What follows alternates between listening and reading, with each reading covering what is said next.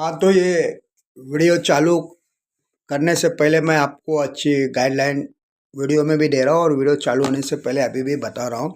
जैसा कि कोई गरीब आदमी जाता है एफआईआर करने पुलिस स्टेशन में और वो पुलिस एफआईआर नहीं लेती है, तो आदमी एसीपी डीसीपी कमिश्नर के पास नहीं जाना चाहिए, ठीक है। और आदमी अगर पुलिस स्टेशन में फिरियादी का एफआईआर नहीं होता है, तो वही एफआईआर के अंदर जो भी अंडर सेक्शन आईपीसी लगती कलम लगती है, वही आईपीसी जो पुलिस स्टेशन में जो ऑफिसर बैठा है जिसने एफआईआर नहीं लिया, और जो भी एफआईआर लिखने वाला जो भी कांस्टेबल रहेगा जो भी रहेगा, उस पे भी वो एफआईआर रजिस्टर होती है। एक ही एफआईआर के अंदर सारे कलम आते हैं और वो ऑफिसर के ऊपर भी आते हैं आरोपियों के साथ, बराबर। अब ये जैसा कोर्ट बोलता है कि आप एसीपी के पास जाओ, डीसीपी के पास जाओ, कमिश्नर के पास जाओ, पुलिस स्टेशन में आपका कंप्लेंट नहीं लिया तो ये कोर्ट जो है पुलिस वालों को भी मदद कर रहा है बचाने के लिए। यानी एक पुलिस ऑफिसर कोई फंस जाता है, कोई अधिकारी फंस जाता है एफआईआर नहीं ले रहे पुलिस स्टेशन में, और तो एसीपी डीसीपी कमिश्नर के पास जाने की कोई भी जरूरत नहीं है फिरियादी को, बराबर। इसको कोर्ट पुलिस की मदद कर रहा है पुलिस को बचाने। जैसा कि पुलिस के ऊपर केस होंगे तो आप एसीपी के पास जाओ, डीसीपी के पास जाओ, कमिश्नर के पास जाओ, आरजी दो, तो वो एक्शन लेगा तो एफआईआर होंगे। तो ऐसा नहीं होता, ये कोर्ट पुलिसों को बचा रहा है। तो कानून काय के लिए खुला है? फिर ह्यूमन राइट्स की जो दुकान है वो बंद कर दो, सीबीआई की दुकान बंद कर दो, सीआईडी की दुकान बंद कर दो, खाली कोर्ट और पुलिस ही रखो ना, बराबर ना। जो भी एजेंसी है उसको भी बंद कर दो उसकी दुकान। तो ऐसा नहीं होता। तो और दूसरी रह गई बात, तो ये बात, हाँ, दूसरी बात ये है कि कोर्ट को, ह्यूमन राइट्स को और सारे जस्टिसों को, वकीलों को ये तो समझ में आ रहा है कि पुलिस आरोपियों की मदद कर रही है पैसे खाने में, करप्शन के चक्कर में, पॉलिटिक्स मैटर पे, दबाव पे, प्रेशर पे, जो भी है। और गरीब फिरियादी का एफआईआर नहीं ले रही है तो पुलिस पकड़ ली कोर्ट ने। ये पॉइंट, मेन पॉइंट है कि एफआईआर क्यों नहीं ला। अभी ये देश के गद्दार इनको जनता की भलाई के लिए रखा, जनता की मदद के लिए रखा पुलिस को। क्या पुलिस स्टेशन में कोई आदमी मार खा, पुलिस स्टेशन में आदमी मार खा के आ रहा, खून से लथपथ है, किसी का रेप हो रहा, क्या हो रहा, वो गरीब आदमी लोग अपना एफआईआर करने के लिए आते हैं, तो उनके पुलिस एफआईआर नहीं लेती। यानी ये डायरेक्टली पुलिस कानून के फंजे में फंस जाते हैं ना, डायरेक्टली सीधा मालूम पड़ जाएगा कोर्ट को कि पुलिस करप्ट है, आ नहीं रहे, तो पुलिस को सीधा डिसमिस ही करो ना, उसको ड्यूटी पे क्यों रख रहे गांडू को। और जो आरोपी, जो फिरियादी केस करने आ रहा, जो भी उसके साथ घटना हुई, जो आईपीसी आरोपियों पे लगता है, जो फिरियादी लगा रहा, वही आईपीसी सेम एक ही एफआईआर एक ही सीआर के अंदर पुलिसों पे भी लगती, क्योंकि पुलिस फिरियादी का एफआईआर करने से रोक रही है और आरोपियों को बचा रही है। इसलिए हाई कोर्ट, सुप्रीम कोर्ट, हर कोर्ट का जजमेंट, हर कोर्ट का कायदा यह होगा कि उस पुलिस को पकड़ा जाए जो कंप्लेंट करने, जो भी पुलिस ऑफिसर लोग है, हवलदार लोग है, धमकी दे रहे, फिरियादी को नहीं ले रहे, उसको पकड़ा जाए और उसके ऊपर वही सीआर में उन आरोपियों के साथ नंबरकारी बना दिया जाए, बराबर, जैसा कि मुकदमेवार। और उसके बाद में डायरेक्टली जो पुलिस ऑफिसर है उसको सीधा डिसमिस करो। कोर्ट पुलिस में भर्ती होने के लिए पढ़े लिखे और भी बच्चे, तो ठीक है। ये वीडियो बनाने का मतलब यही है, आपको अच्छी गाइडलाइन में अंदर समझा रहा हूँ। तो ये वीडियो अभी मैं चालू कर रहा हूँ। वीडियो है 40 मिनट 21 सेकंड का, इसको देखने के लिए, एंजॉय करने, ठीक है। Hello, I am Firoz Bashir Khan. अभी ये वीडियो बनाने का मतलब ये है कि जैसा कल्याण जेएमएफसी फर्स्ट कोर्ट का जो रजिस्टर्ड ऑफिस है, उसमें चोर जो बैठे अधिकारी लोग, उनके बारे में गाइडलाइन देता हूँ। बहुत सिंपल सा है और समझने के लिए आम पब्लिक को, जनता को, ठीक है। हाँ, तो अभी जैसा कि मेरी कल्याण जेएमएफसी फर्स्ट कोर्ट का तारीख 26/11/2025 था, जिसका एफआईआर नंबर है, FIR number 511/2024, under section 341, 452, 354, 354 sub section A, 506 sub section 2, 37 sub section 1 IPC, registration Mahatma Phule police station Kalyan. ये केस का तारीख 26/11/2025 था, बराबर। अब 26 तारीख को मैं तो कोर्ट में पेश नहीं हुआ, मैं दिल्ली में हूँ। तो मैंने एक एप्लीकेशन भेजा मेरे घर पे कि भाई 26 तारीख को कोर्ट में ये एप्लीकेशन रजिस्टर कल्याण का जो है जेएमएफसी कोर्ट का, उसमें देके जज को हैंड ओवर करा दो। ठीक है। अब मेरे घर वाले 26/11/2025 तारीख को कोर्ट में गए। आरसीसी नंबर जिसका है 768/2024, बराबर 608। तो इस केस के अंदर अभी जज के सामने मैं पेश नहीं हो रहा, इसलिए मैंने एप्लीकेशन में लिख के दिया था भाई कि ये केस पे मैं आ नहीं सकता ये तारीख पे। तो आपके पुलिस जो है इलीगल तरीके से झूठा झूठा एफआईआर अपने खबरी लोग को मिलके मेरे पे कर रही है, इसलिए मैं आ नहीं सकता हूँ।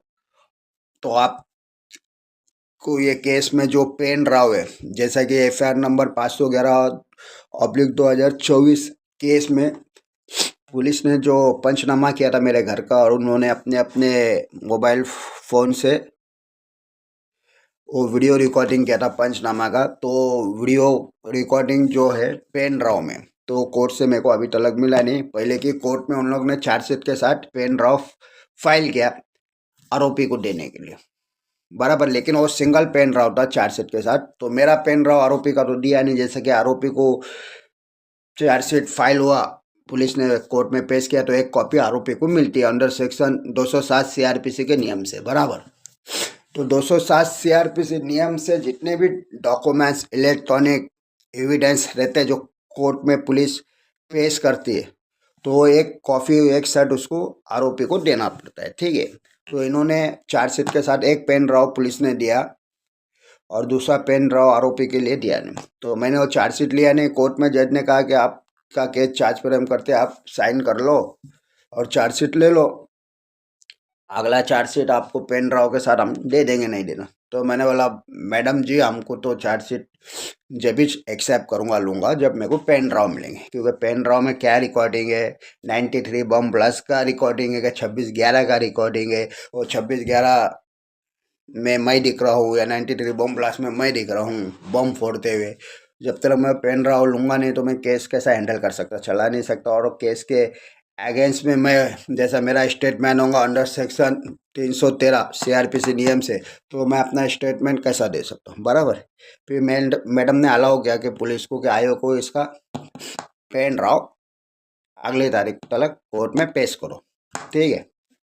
अब वो पेन ड्राव आके कोर्ट में पड़ा है, मेरे को अभी तक मिला नहीं। और वो पेन ड्राव के वजह से पुलिस लोग फॉल्स मेलाफाइड फैब्रिकेटेड एफआईआर मेरे अगेंस्ट में रजिस्ट्रेशन कर रही है, क्योंकि जैसा मैं कोर्ट में आके वो पेन ड्राव को हासिल नहीं करूँ। जैसा कि एफआईआर नंबर है 898/2025, registration Mahatma Phule police station कल्याण, जो एक मुस्कान अंसारी के मार्फत एफआईआर को रजिस्टर करा था। और दूसरा एफआईआर है 1088/2025, registration Mahatma Phule police station कल्याण। ठीक है। तो अब इस केस का फिरियादी है जिसका नाम है मुबारक गुलाब खान, जिसने FIR number 10/1088/2025, registration Mahatma Phule police station Kalyan में ये FIR malafide fabricated false evidence बना के रजिस्टर करा है पुलिस की मदद से। ठीक है। कि जैसा कि ऐसे खोटे एफआईआर रजिस्टर करे तो आरोपी जो सीआर में जिसका एफआईआर नंबर है 511/2024, इसमें कल्याण कोर्ट में जेएमएफसी कोर्ट में आके वो अपनी चार्जशीट और पेन ड्राव हासिल नहीं कर सके। ये पुलिस लोग ही सोचो, ये पुलिस के सारे प्लान है। तो अभी मेरा ऐसा कहना है, जो भी क्या कहते हैं नाम, कल्याण कोर्ट में जेएमएफसी कल्याण कोर्ट का जो रजिस्टर ऑफिस है, तो मैंने वहाँ पे एक एप्लीकेशन भेजा और मेरे घर वाले को भेजा कि भाई ये कल्याण जेएमएफसी कोर्ट के अंदर आप जो रजिस्टर है, और रजिस्टर के अंदर जाके आप मेरा ये एप्लीकेशन को फाइल कर दो और वहाँ से ओसी स्टैम्प मार के ले लो आरजी के ऊपर, ओसी कॉपी के हमने ये एप्लीकेशन दिया, जज को फॉरवर्ड करो। ठीक है। अब होता ये कि वो जो कल्याण जेएमएफसी कोर्ट रजिस्टर ऑफिस के अंदर के जो अधिकारी लोग हैं, जो भड़वे लोग हैं, इनको जो भी रांड बाजार में है वहाँ पे इनको दलाली करने के लिए रखना चाहिए, पैसा खाने के लिए। ये गांडू लोग पैसे के चक्कर में कि भाई 200-500 रुपये मिले तो हम इसको करें, तो उन्होंने और मेरी जो एप्लीकेशन है उसको एक्सेप्ट नहीं किया, लिया नहीं, बोले हम जज के पास भेजेंगे नहीं, वो आरोपी मांगता है। बराबर। अब मेरा ऐसा कहना है, हाई कोर्ट, सुप्रीम कोर्ट या ह्यूमन राइट्स से कोई भी लेटर आता है, सेशन कोर्ट को हो या कल्याण, कोई भी जेएमएफसी कोर्ट को हो या मेट्रोपॉलिटन कोर्ट को हो, तो सबसे पहला वो एप्लीकेशन जज के नाम से आएगा। कोर्ट के हर डॉक्यूमेंट जो high court, supreme court, human rights के आएंगे तो वो डायरेक्टली जज के हैंड ओवर नहीं होता, वो रजिस्टर में जाता है। रजिस्टर में जाएगा, ये जज का है, वो जज के नाम का है, फिर वो रजिस्टर में एंट्री होंगी, उनके रजिस्टर में आउट ऑफ नंबर होगा, जॉक नंबर होगा, वो सब फॉर्मेलिटी पूरा करके फिर जज के पास वो लेटर चला जाता है। ठीक है।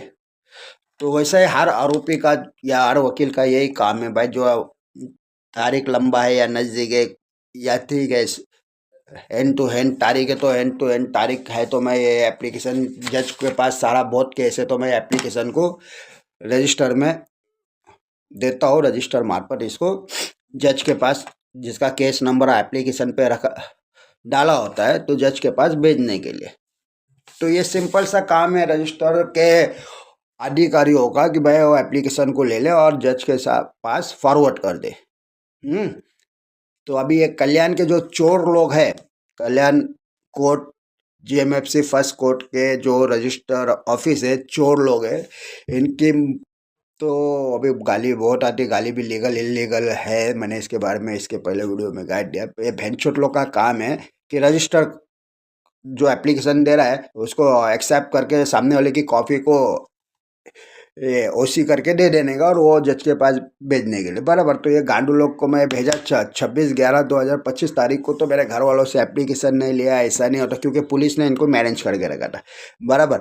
अब जब एप्लीकेशन इनको जज के पास भेजना नहीं है, तो ये इन्होंने वो एप्लीकेशन को पढ़ा कैसा, पूरा एप्लीकेशन पढ़ रहे हैं, और फिर उसमें मैंने मेरे लड़के का मारा हुआ फोटो था इंजरी का, वो लगा के दिया था।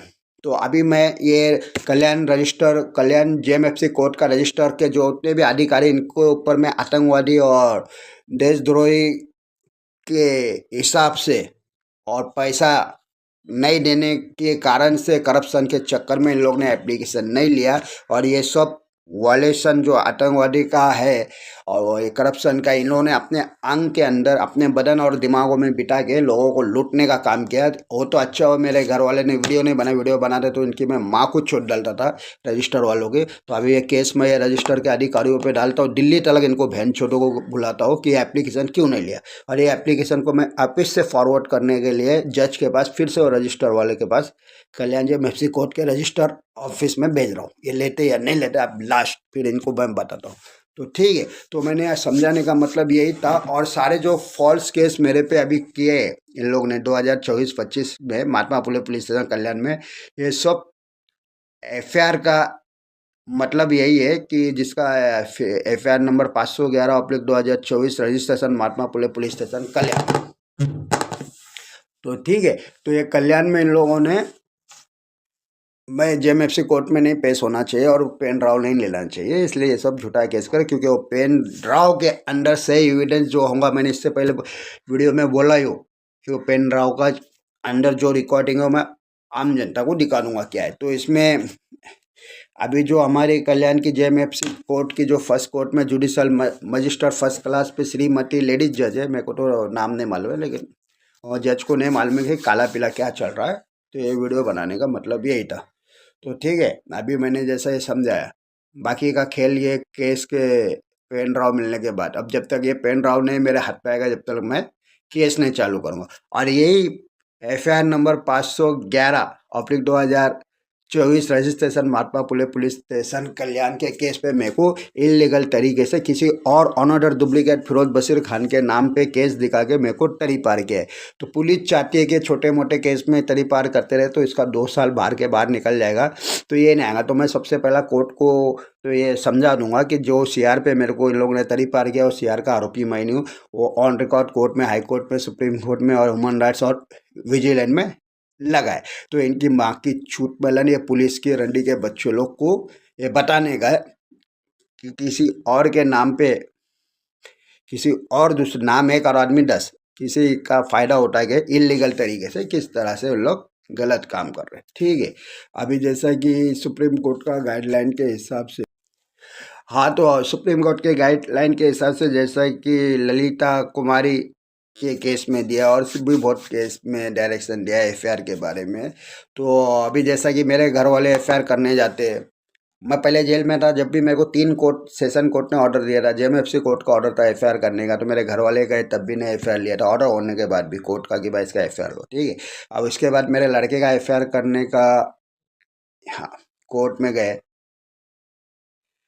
ये पुलिस स्टेशन गया तो एफआईआर नहीं ले रहा। अभी एफआईआर नहीं लेने का मतलब ये है कि जैसा सुप्रीम कोर्ट बोलता है, हाई कोर्ट बोलता है कि आप भाई पुलिस स्टेशन जा रहे, कोई ऑफिसर आपका कंप्लेंट नहीं ले रहा है तो आप जाके उसके बड़े अधिकारी एसीपी डीसीपी कमिश्नर के बाद एप्लीकेशन दो, कैसा नहीं ले रहा। तो एप्लीकेशन देने का मतलब ही नहीं आता। ये सुप्रीम कोर्ट को अच्छी तरह ये गाइडलाइन समझना चाहिए कि जो भी आतंकवादी होता है बड़ा, तो उसके नीचे छोटा आतंकवादी होता है। तो जब तक आतंकवादी गलत काम नहीं करता है बड़ा करप्शन के चक्कर में, जब तक छोटा आतंकवादी नहीं करता, उसी तरह ये है पुलिस का जो भी ऑफिसर है बड़ा, कमिश्नर हो, डीसीपी हो, एसीपी हो, वो जब तक खुद आतंकवादी नहीं है, जब तक वो खुद करप्ट नहीं है, जब तक वो खुद करप्शन का पैसा नहीं खाता, जब तक कोई भी नीचे का अधिकारी करप्शन का पैसा नहीं खा सकता, आतंकवादी नहीं बन सकता। बराबर। तो जैसा कि कोई भी एफआईआर करने जा रहा है और पुलिस स्टेशन में उसका एफआईआर नहीं ले रहा है, तो उसको जरूरत नहीं कि अपने बड़े अधिकारी को, एसीपी डीसीपी कमिश्नर को एप्लीकेशन दे, अर्जी दे कि मेरी एफआईआर नहीं ले रही, आप ऑर्डर करो कि लेने। ये पुलिस का महकमा है, पुलिस की लाइनें ये अलग हो गई और कोर्ट की लाइन अलग हो जाती। जिस तरह से पुलिस स्टेशन में आदमी जाता है कंप्लेंट करने और उसकी कंप्लेंट नहीं ली जाती, बस बात खत्म। एसीपी डीसीपी कमिश्नर जो भी, वो भी चोरी है, इसलिए नीचे के अधिकारी लोग चोर, अगर वो ऊपर के अधिकारी चोर नहीं रहेंगे तो नीचे के अधिकारी चोर नहीं रहेंगे। उसी तरह जेएमएफसी कोर्ट में ये, सॉरी, पुलिस स्टेशन में जिसका एफआईआर नहीं होता तो उसका दरवाजा सीधा कोर्ट में आता है, वो सीधा कोर्ट में जाके कंप्लेंट करना चाहिए अंडर सेक्शन जो भी सीआरपीसी के नियम से या बीएनएस के धारा के हिसाब से, या सारी एप्लीकेशन आरोपी दे रहा है कि भाई मेरी कंप्लेंट नहीं दे रहे, आप ऑर्डर करो, तो जजेस को ऑर्डर अलाउ करना चाहिए, या तो फिर ऑन रिकॉर्ड कोर्ट में direct private complaint under section CrPC 200 के नियम से और भी जो धारा है उसके नियम से लेना चाहिए। ठीक है, अब जैसा कि इस केस के मेन मुद्दे को समझने का मतलब यही है, जरिए वीडियो के आपको बहुत अच्छी तरह से मैं ये सुप्रीम कोर्ट के कमेटी को भी और जजों को भी समझ में आएंगी कि जैसा कि अभी मैं जा रहा हूँ भाई, मेरे बच्चे को मारे है और मैं कंप्लेंट करने जा रहा हूँ, तो मेरी कंप्लेंट पुलिस नहीं ले रही, बराबर, पुलिस स्टेशन का पहला रूल। अब सेकंड रूल ये आता है कि हाई कोर्ट सुप्रीम कोर्ट ये बताता है कि आप जाके जब पुलिस स्टेशन में कंप्लेंट नहीं ले रहे तो एसीबी को एप्लीकेशन दो, डीसीबी को दो, कमिश्नर को दो, यानी कहीं ना कहीं से प्रेशर आएगा तो आपकी कंप्लेंट ले लेंगे, बराबर। लेकिन ये एसीपी डीसीपी कमिश्नर खुद आतंकवादी है, खुद करप्ट है, जब भी तो इनके नीचे जो पुलिस स्टेशन इनके जुडिशल में आता है उन लोग एफआईआर नहीं ले रहे, बराबर ना। तो ये पुलिस प्रशासन के साइड को अलग रख दिया जाए और कोर्ट के साइड को, जैसा कि पहले स्टेप पे पुलिस स्टेशन में अगर फिरियादी की कंप्लेंट नहीं ले रहे तो सीधा कोर्ट है, कोई एसीबी डीसीपी कमिश्नर के पास जाने की जरूरत नहीं। और इसमें ये आप भारत के जितने भी जनता है, ये वीडियो का मेरा सब्जेक्ट के बारे में आपकी क्या राय है कि कोर्ट को ये करना चाहिए कि एसीबी डीसीपी के पास जाए या कमिश्नर के पास जाए जब पुलिस स्टेशन में कंप्लेंट नहीं ले, या डायरेक्ट कोर्ट में जाए, बराबर। तो डायरेक्ट कोर्ट में ही जाना चाहिए, क्योंकि ऊपर वाला गलत तो नीचे वाला गलत, ऊपर वाला चोर तो नीचे वाला चोर। अगर ऊपर वाला सही रहेगा, कड़क एसीपी डीसीपी कमिश्नर रहेगा, इनकी गांड मारेगा, नीचे की पुलिस ऑफिसर होगी तो ये बराबर एफआईआर लेंगे। ठीक है, तो ये मैटर क्लियर हो गया, हाई कोर्ट सुप्रीम कोर्ट का सर दर्द खत्म, कोर्ट का आ गया। उसी तरह कोर्ट को भी उसमें एलिगेशन के अंदर आप फिरियादी के ये चीज़ को एक्सेप्ट करना चाहिए कि फिरियादी पुलिस स्टेशन में गया, उसकी कंप्लेंट नहीं ली, इसलिए फिरियादी अपने कंप्लेंट के लिए कोर्ट के तरफ आया, बराबर। तो सब ये सिस्टम है।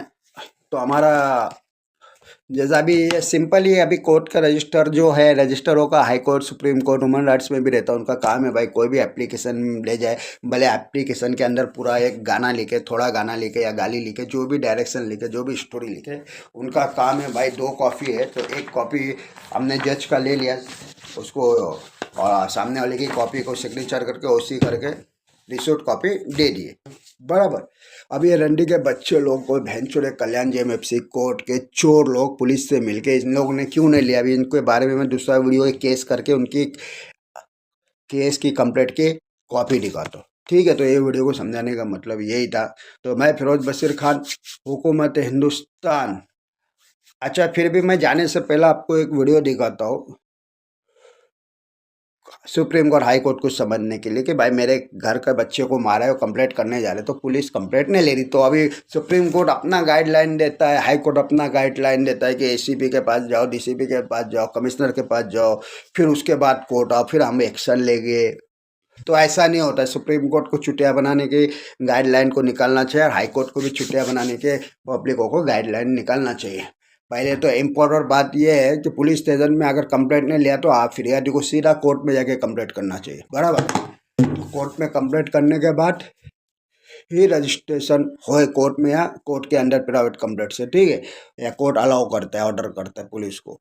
लेकिन जब पुलिस स्टेशन में खुद ऑर्डर नहीं ले रहा है, एफआईआर नहीं ले रहे, तो सामने वाले फिरादी को, गरीब को एसीबी डीसीपी कमिश्नर के पास जाने की जरूरत नहीं, क्योंकि एसीबी डीसीपी कमिश्नर ये खुद चोर है, खुद आतंकवादी, तो इनके बच्चे भी आतंकवादी होंगे, जैसा कि नीचे का पुलिस स्टेशन का जुडिशल है जो है, ठीक है। ये वीडियो को समझने के लिए मैं अभी मेरे बच्चे को जो मारा वो वीडियो बताता हूँ, उसके बाद मैं अपना स्टेटमेंट देता हूँ। तो आम जनता को क्या, सुप्रीम कोर्ट को डायरेक्टली और हाई कोर्ट को डायरेक्टली क्लियरिटी समझ में आ जाएगा कि मैं ये सवाल का जवाब आपसे क्यों मांग रहा हूँ, और ये सवाल के जवाब पे पूरी दुनिया, हिंदुस्तान की आवाम है, इसको आवाज़ उठाना है कि जो मैं बोला वो सही है या गलत है, खत्म।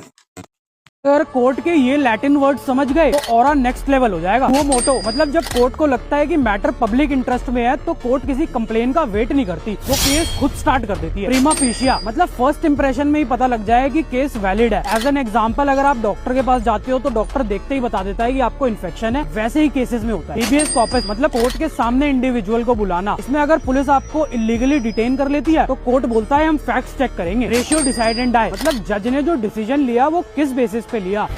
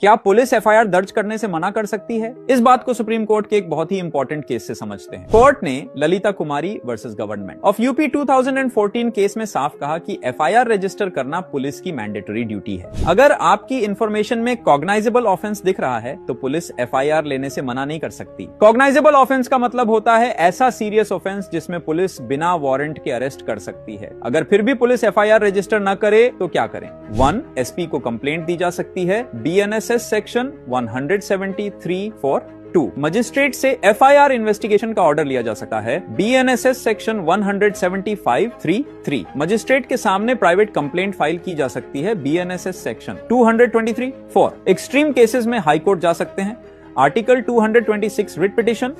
मेरा बताने का ही मतलब ये था, वीडियो बताने का मतलब ये था कि 14 अगस्त 2000 25 तारीख को मेरे लड़के को और तौसीफ सैयद को मारा, यानी 2 बच्चों लोग को मारा है। तो एक बच्चे का तो FIR लिया है चुटिया बनाने के लिए कि छोटा छोटा कलम लगा के, वो भी FIR खारिज हो जाती है फिरियादी की तरफ से। और ऑफिस से लेटेस्ट FIR या फिर उसी FIR के ऊपर लेटेस्ट जो कलम लगती है रॉबरी की, बड़ी बड़ी जो कलम है वो ही लग रही है।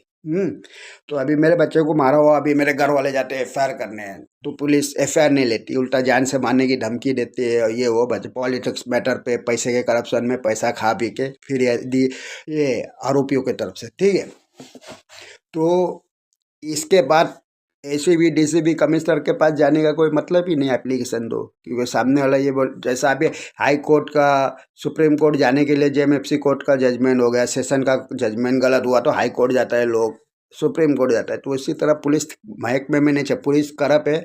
पुलिस पहले से आतंकवादी थी, आज भी आतंकवादी। मैं पूरे भारत की पुलिस को आतंकवादी नहीं बोल रहा हूँ, ना ही मैं पूरे महाराष्ट्र के पुलिस को आतंकवादी बोल रहा हूँ। मैं उन पुलिस वाले को आतंकवादी बोल रहा हूँ जिन्होंने मेरे बच्चे का केस नहीं लिया, और वो जो तौसीफ सैयद है उसका FIR लिया, तो उसमें झूठी साजिश करके प्लानिंग से छोटा छोटा कलम लगाया। इनको आतंकवादी बोल रहा है। यानी वो पुलिस स्टेशन का नाम है महात्मा फुले पुलिस स्टेशन कल्याण जुडिशरी, और इसका जो भी ACB DCP आता है, कमिश्नर आता है, उसको बोल रहा हूँ, ठीक है।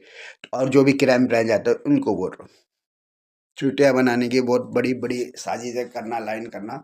तो अभी ये वीडियो देखने के बाद आपको समझ में आ गया कि मैं कितना सही बोल रहा, कितना गलत बोल रहा। और अभी जैसा कि FIR नंबर 511/2024 और RCC नंबर 768/2024, यानी RCC नंबर 768/2024 JMFC कोर्ट कल्याण का। अभी इस केस में मैं 26/11 को एप्लीकेशन भेजा, तो रजिस्टर वालों ने मेरी एप्लीकेशन लिया नहीं, करप्शन के चक्कर में।